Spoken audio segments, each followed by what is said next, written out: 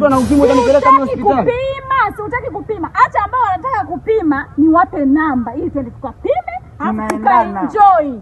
Sasa mimi nilikuwa naomba tu kwa sababu tumeanzisha mahusiano, tupime tujue afya zetu. Si unajua ili mapenzi kujiachia nini inabidi tujuane afya kwa sababu mimi nimeshapima of course, lakini najua huwezi kuniamini mpaka tupime wote.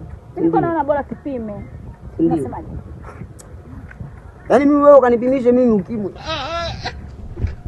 Unaona mimi naumwa? Au umeona kuna mistake imetokea kwenye mwili wangu au kwenye mapotizi yangu, umeona kuna kitu kinapungua? Kama sio kukabiliana ujinga na matatizo, wewe mwaga sipeleke ya mapenzi hivyo. Au si? Au mimi sinakuona mimi nakuelekeza, mimi sinakujua, nimekuwa nakuelezea kwa unaonekana wewe hujanikubali. Yaani mimi hujanikubali face for the first time na kueleza na kuchana. Mimi mastermind. Ukanipimisha ukimwi na mimba mimi au wewe? Lakini mpenzi wangu, mpenzi ukanipimisha ukimwi wako kwa nipenda mimi tungekausha tukabaki standard. Sio kuniletea pigo kama hizo, mimi sio nakuelekeza. Wewe kuja kuletea mimi habari mimi kwa nini utanipeleka nyumbani wewe?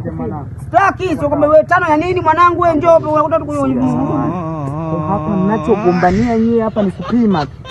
Wewe hilo jambo lichukuliaje? Kwa unamtaka umtaki? Ango sitaki kuletea habari zako hapa au vipi? Watulia basi. Umesikia? Wewe sasa wewe umtaki. Mimi nikikuta na ukimwi utanipeleka mimi hospitali. Kupima, si utaki kupima. Acha ambao wanataka kupima ni wape namba ili twende tukapime, alafu tukaenjoy. Mimi naenda kupima na wewe unaenda kupima kwa hiyo kapimeni basi. Mimi naendeshwaga na mapenzi mimi. Mimi najiendeshaga mwenyewe. Kwa vipi sasa? Uko tayari? Yaani nipigie anytime.